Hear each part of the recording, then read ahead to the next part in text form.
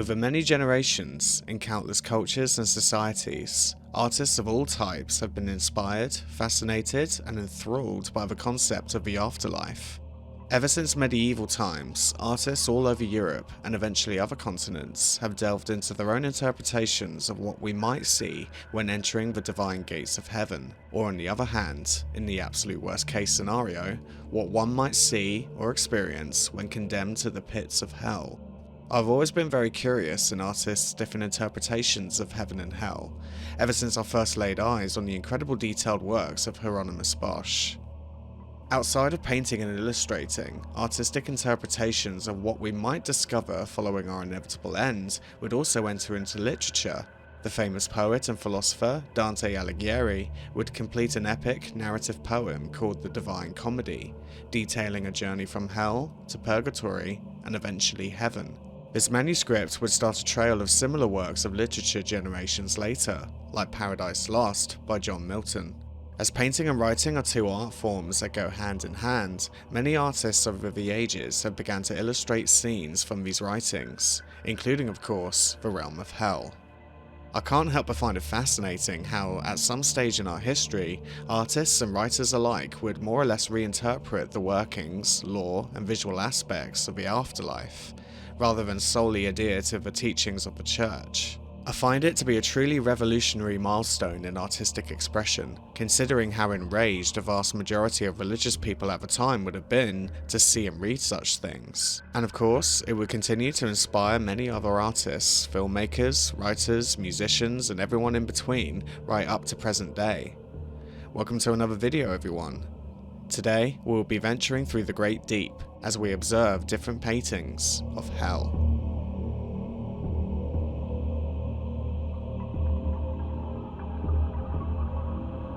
This painting is called Pandemonium, or Paradise Lost, by English Romantic painter, engraver, and illustrator John Milton, produced in 1841. Milton based this painting off of the epic poem called Paradise Lost, written by John Milton. We are presented with an intense, apocalyptic scene of darkness and flame. The colossal walls and the architecture that we see here is Milton's interpretation of Pandemonium, described by John Milton as the palace of Satan and his followers in hell. The poem is fairly complicated and an incredibly long read, so I'll just briefly summarize as best I can for anyone unfamiliar with it. Completed in 1667, Paradise Lost was a poem consisting of over 10,000 lines of verse split into different books, telling the biblical story of the fall of man, which is essentially humankind's first act of disobedience towards God, and the consequences that followed from it. The act I'm referring to is that of Adam and Eve, consuming a forbidden fruit from the tree of knowledge, as told in the book of Genesis. Milton describes this original sin as bringing death to human beings for the first time, causing us to lose our home in paradise until Jesus comes to restore humankind to his former position of purity. Satan, or formerly known as Lucifer, the fallen angel, is heavily prominent in the poem in the first book of Paradise Lost, and could even be regarded as the main protagonist, aside from Adam and Eve. And it is here where we are first introduced to Pandemonium, and that is where Milton gives a rather interesting description of the scale of this place. Despite these walls and buildings that we see here appearing very large, size is relative within the realms of hell, and Milton mentions that the demons actually have to shrink in size in order to enter the citadel, which could mean that either Pandemonium was in fact quite small if the demons were human size, or the palace was incredibly large but the demons were even more gigantic. In the book, the city was said to have been built in less than 1 hour, far surpassing any structure ever built by man, and reputed to be made out of solid gold. The character that we see here is supposedly Satan himself, watching over Pandemonium from afar, possibly during the moments of its construction as it rises from the depths. He appears to be wearing an ancient Greek helmet and shield, which has been described as similar in appearance to Achilles, watching over the city of Troy. An unsurprising approach, considering that similarly to the Divine Comedy, Paradise Lost was inspired by Greek and Roman literature, as well as the Bible. In the distance we can see a bolt of lightning which almost appears more like a bolt of fire than lightning, piercing through the sky of black smoke. Whenever I see this painting, I can almost feel the heat and choking fumes that seem to radiate from this work. I absolutely love how the light from the flames reflect off the rocks and Satan's shield, increasing a realistic atmosphere of the painting. It's a painting that feels like a scene from a movie for me. There's a real sense of movement in the painting when I look for long enough. And it's fascinating to see this much detail in a painting that I assume was completed purely from imagination.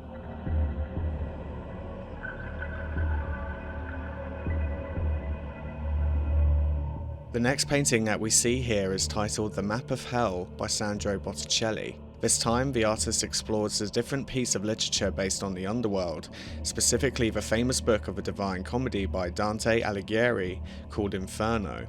For those unfamiliar with the book, Dante, who features himself in the story, is chosen by God to venture through hell, purgatory, and then heaven as an examination of his conscience. He is guided through hell by one of Dante's most idolized ancient Roman poets, Virgil, who himself is bound to the first circle of hell, called Limbo, that inhabits souls who were virtuous in life, but never baptized or born in generations before Christianity was fully established. Beneath Limbo comes the second circle of lust, then gluttony, greed, anger, heresy, violence, fraud, and then finally, the final circle of treachery, right at the bottom of hell, where Satan resides. Each circle that we see displays different internal tortures depending on the sin, such as the souls in lust who are forever caught in a stormy wind, colliding against rocks and cliff faces, and the scorching river of blood called Phlegethon in the seventh layer of hell that traps the sinners of violence in its boiling currents. At the bottom of the painting we can see Satan himself, depicted in the book as being a three-faced titanic demon crying rivers of blood and encased in ice up to his waist. Similar to the film As Above So Below, the only way for Virgil and Dante to escape hell and reach purgatory is to keep climbing down deeper past Satan's encased body to essentially reach the other side of the world. There are obviously so many details in the painting that explain the sins and forms of torture that Dante describes in the book that in itself I could do a whole video on. But I always find it so fascinating that Dante more or less created an entire lore of locations and characters for hell in such detail, and that the artist Botticelli brought such details to life in this painting. The Italian painter would continue to produce other works dedicated to the Divine Comedy as well, such as this painting of Fraud, the eighth circle of hell, otherwise known as Malabolg, showing 2 of the 10 different trenches of torture that exist within this layer, depending on the type of fraud that's committed. The top trench is for panderers and seducers, where souls are forced to march single file around the circumference of their circle, constantly whipped and lashed by demons. Underneath is the trench for souls who have committed excessive flattery, forever immersed in a river of human excrement, symbolic of how flatterers used to live their lives. Dante and Virgil can be seen in 6 different spots in the painting, interpreting their travels through Malabolg, overlooking each torture of sin as they progress. When I first read the book, I found the physics of how exactly this architecture would work in hell a little confusing whenever Dante would describe it, probably due to the fact that it was written during a time when gravity hadn't been discovered yet, so I'll give him some slack. But I have to say, seeing the different forms of punishments, as well as the many layers and landmarks described in the poem brought to life in this illustration, really complements the story and really adds a lot of context into how things work in the universe that Dante describes. Dante even says at one point that hell is an endless spiral of torment, with screams of countless souls crying out in pain and horror. With that in mind, it adds so much more weight to what we see in this painting. This next circular painting, known as a tondo, is named Dante and Virgil in the Underworld by Filippo Napolitano.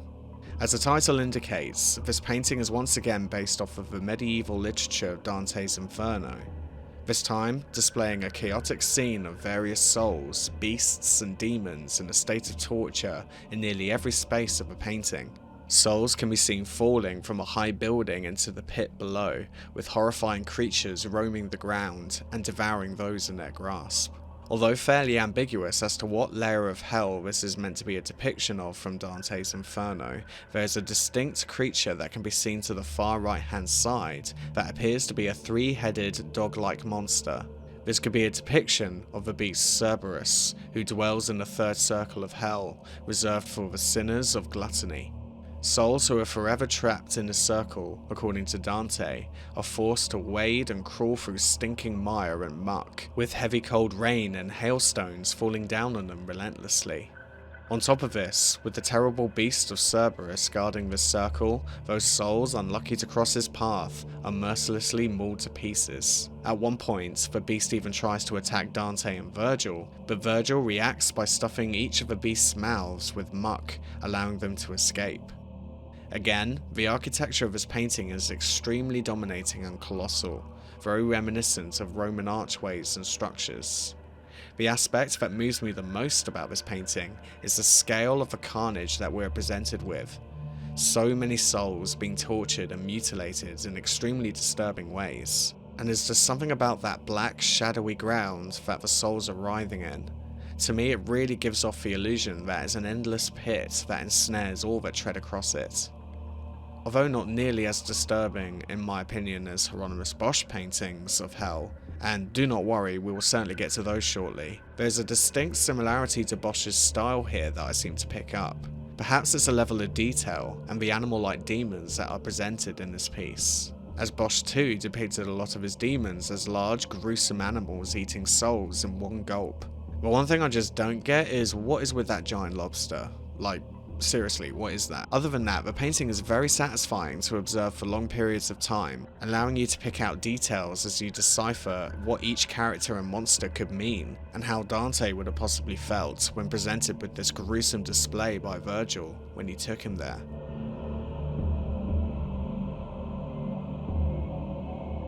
The next painting is an interesting one, as the focus of this work is not exactly centered around the concept of hell, but another more specific religious theme. This painting is called The Last Judgment by early Renaissance artist Fra Angelico. Considering that Dante and Angelico were both from the same region of modern-day Italy, and both were medieval artists in their own right, I find it intriguing that they would both also share a fascination in the afterlife and express their own interpretations of it. This painting was originally a wall painting in the church of, and please forgive me if I say this wrong to any Italian speakers out there, Santa Maria degli Angeli in Florence.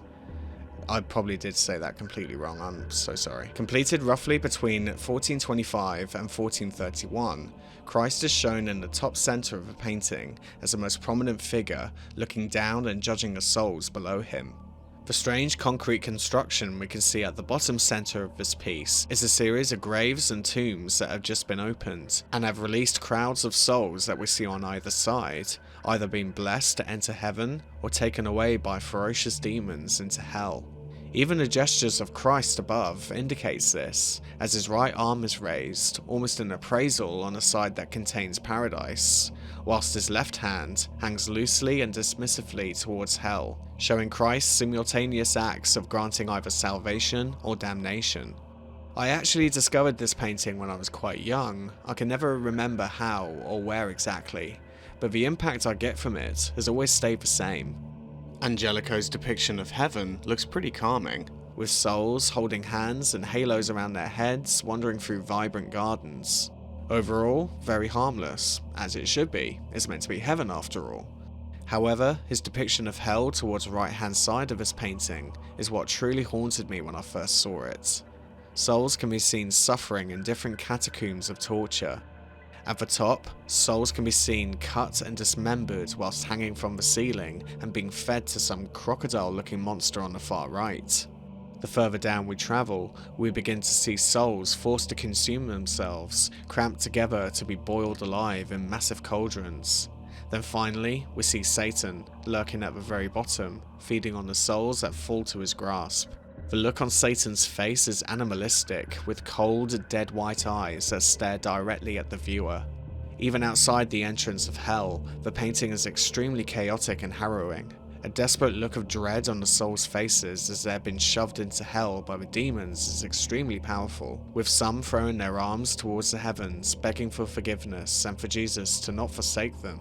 So if there was ever a painting capable of igniting the fear of God into people, I would have thought this work would have served its purpose back in medieval times, a period in which religious fear was a very real aspect in many societies of Europe back then. There's just something about that face of Satan that really gets under my skin every time I look at it, and the very fact that such a graphic illustration of pain and anguish existed in a church no less, I find equally as disturbing. A brutal reminder for the populace back then to obey the teachings of God, or this is what will happen to you. That's quite a way to get the message across.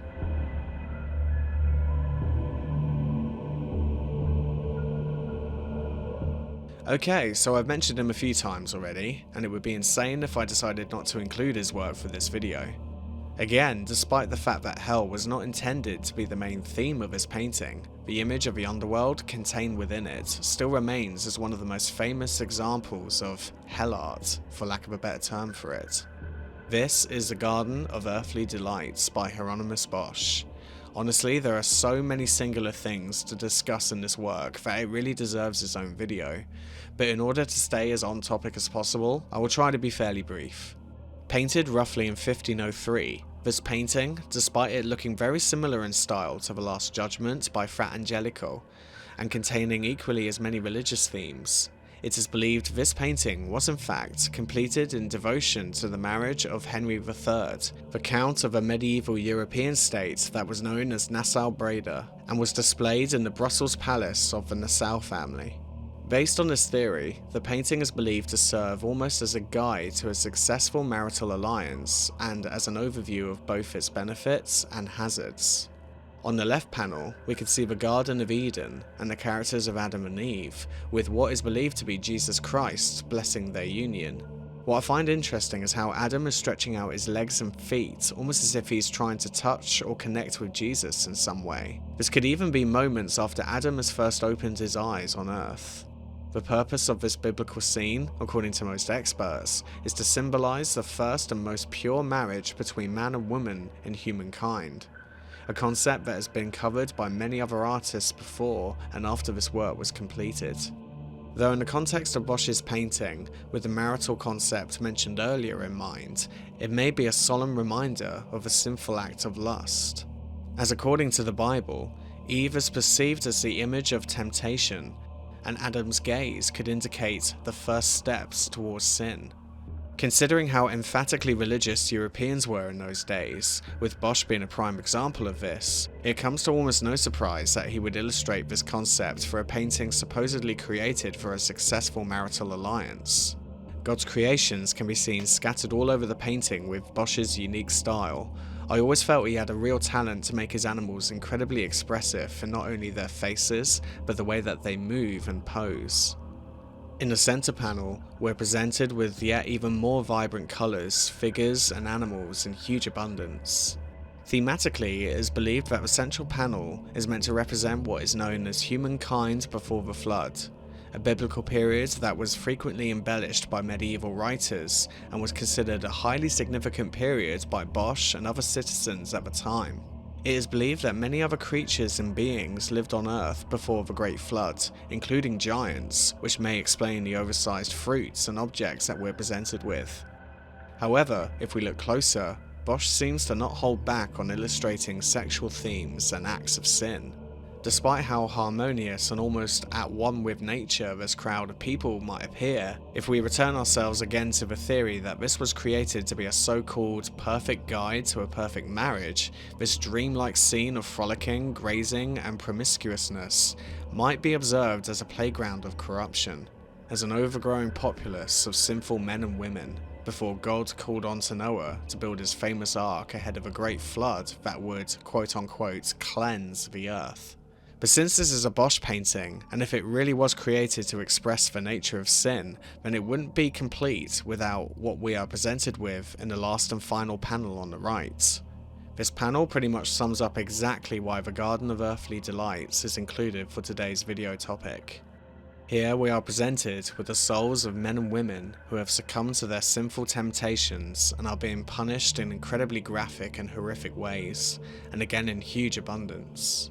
Bosch's interpretation of hell is not only poignant and terrifying, but it's also unique and fascinatingly imaginative.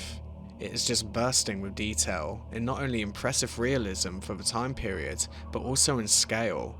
For example, huge crowds of souls in the distance are painted nearly microscopically small, yet simultaneously sharp with detail.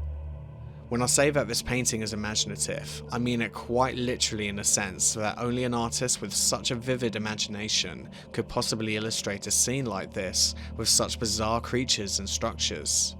One of the first things you'll probably notice is a curious display of anatomy and human body parts. The most prominent of this concept is in the center of the panel, in the form of an eggshell-shaped human torso with an almost treehouse appearance and a human head and face staring beyond the viewer. Within this so-called tree man is a tavern-like setting where souls and demons are residing in. On top of his head, demons and the damned are dancing around a stomach in the form of bagpipes. There has also been debate whether this figure could in fact be a self-portrait of Bosch himself, which could add a slight sense of irony and humour in his craft and imagination, if this being the case. By far though, the most gripping aspects of the painting for me are the horrific and bizarre torments that Bosch illustrates all over the panel in such detail. You'll probably notice that these souls are naked, again like in the previous panels, but there is a key difference. Where before they seemed carefree about their nudity and even seemed to celebrate it, in the panel of hell there are examples of these souls now covering their intimate areas, almost as if they're now utterly ashamed of being naked. Simultaneously, they are being hacked, cut, burned, impaled and devoured. No less so than a so-called Prince of Hell in the form of a monster with the head of a bird, swallowing people whole and excreting them through a spherical glass cavity below him. And if that wasn't bizarre enough in terms of imagery, just below the Prince of Hell can be seen a female soul staring at her own reflection via the buttocks of a demon. I don't even know where to begin with this, it's just so unorthodox and surreal. I can't help but ponder on what exactly was going through Bosch's mind when he conceived these strange concepts and painted them. Even though this painting's true purpose is still heavily debated, like most medieval art from his time period, it goes without saying how deeply embedded Catholicism was in Europe at the time, and one of the most heavily frowned upon sins amongst the most faithful was the act of lust and carefree sexuality. From Adam's first introduction to Eve staring at him seductively, to the mass of people embracing pleasure in the middle, right up to the almost sexually themed punishments of hell. It would not surprise me at all if this was its intention. And I've got to say, what a way to kickstart a marriage by presenting a painting like this, saying, hey, yeah, so congratulations and all that, but don't get too rampant on the wedding night, yeah? Otherwise a giant bird with a glass butthole is going to guzzle you down like a kebab. Praise Jesus. But regardless of what this painting truly means or what its intention is, it has inspired so many other artists, musicians and writers for generations for a reason. It is an utter masterpiece, an incredible skill amongst other artists of his style at the time.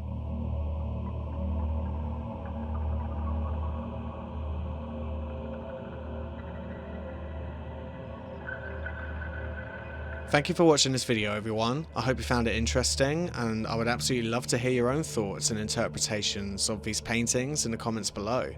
Before I go, it's that time once again for probably my favourite feature on this channel, called Artist Corner, where I get to share, discuss and promote some amazing artwork from one of my viewers. For today, I'm excited to introduce you to the art of Andrew Sales.